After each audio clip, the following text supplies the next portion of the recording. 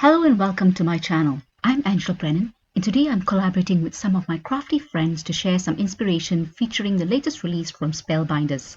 We're so excited to share our projects showcasing some of the fun new products to hit the shop.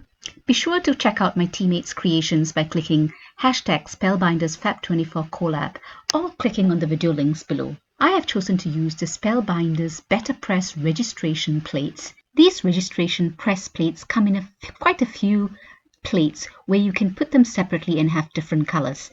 And there's a registration guide. There's a paper guide to put all these separate plates individually. And because I don't want ink to kind of mess it up, I put a book wrap plastic sheet on it so it's easy to wipe off the ink as I'm inking those individual plates to make up the full composition of the design. I really enjoyed using these plates and they're so easy to use. So what I do is I just put this onto the platen, which is the magnetic platform, and then I will put the individual plates and therefore I can use different colors. I attach it with some non-permanent adhesive, but you can just attach it with the best ever craft tape in the corners. I do that for the second set that I use. So I put this and I use different colors. Now here I start with Momenta London Folk ink. I do use BetterPress ink as well. Different inks. I like to try different inks that I can use with my BetterPress plates, and I like the results that I get. And for all of them, I use the Crane's Lettra 100% cotton paper, and I love the results that come out of it. I do hope you enjoyed the video. If you do, please give it a thumbs up and consider subscribing. And when you do subscribe, remember to press that notification bell so you're alerted when future videos are uploaded. I do a lot of Spellbinders Club Kits videos as well as part of their core collection releases, and I have them all on my YouTube channel, Angela Brennan Creations. All of the products that I've used are listed in the description below for ease of reference.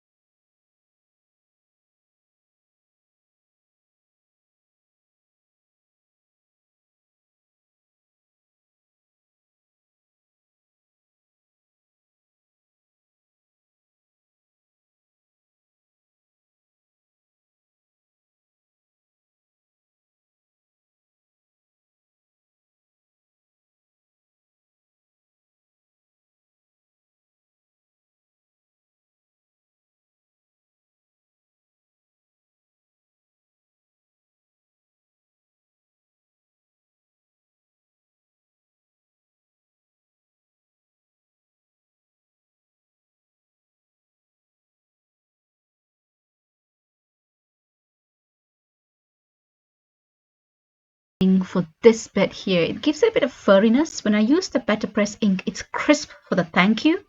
And then when I use the alternate obsidian black ink, I got some furriness. It's furriness as in the ink seeped out a bit, but the BetterPress had a really crisp view of it. So what I did, I also put the non-permanent adhesive onto the plate when I adhered it to the plastic covered guide, because I wanted to be able to stamp the ink or ink the plates a couple of times to stamp it. I just find it when the ink's a little bit lighter and I want to put it through the press machine a couple of times, I think it gives it a better coverage. So especially when I use a color like Honey Drizzle, which is quite light, it gives me that option. If the first time I'm printing it, it doesn't look as bright a color or solid a color as I want. And I just find putting a little bit of non-permanent adhesive at the back of the plate when I adhere it to the guide, it just helps. So I do like the thank you using the BetterPress ink. I noticed I used a few different inks. It didn't come out as crisp, and I think the grooves within the thank you plate easily absorbs ink when it's not really as tight a surface as the ink pad of the BetterPress ink. That's my experience anyway. I thought I'll just share that here.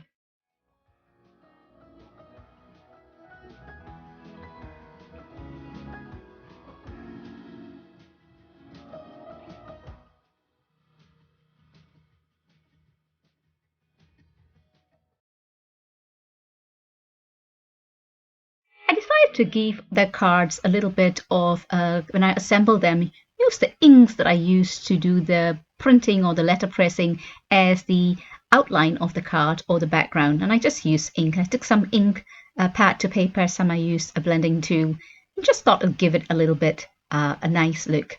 Here I added some colors with the Prismacolor pencils just to see how it looked. And I think with the color pencils or without the color pencils, I think it looks nice. And I added a foam sheet behind each of the panels to give it a little bit of depth and dimension. And that's how I completed most of my cards. I just like the colors all matching. So having the ink pads that I use on the image or on the composition against the outline, I think it really brings out the color beautifully. And that's how I compile all the cards. And of course, no card is complete for me without adding some gems. I really hope you enjoyed the video. If you did, please give it a thumbs up and consider subscribing. And when you do subscribe, remember to press that notification bell so you're alerted when new videos are uploaded. I do lots of Spellbinder, Club Kids and Core Collection videos. They're all in my YouTube channel, Angela Brennan Creations, and all the products I've used are listed in the description below. I'll leave you for now. Thank you so much for joining me. Happy crafting, and I'll catch you at my next video. Take care.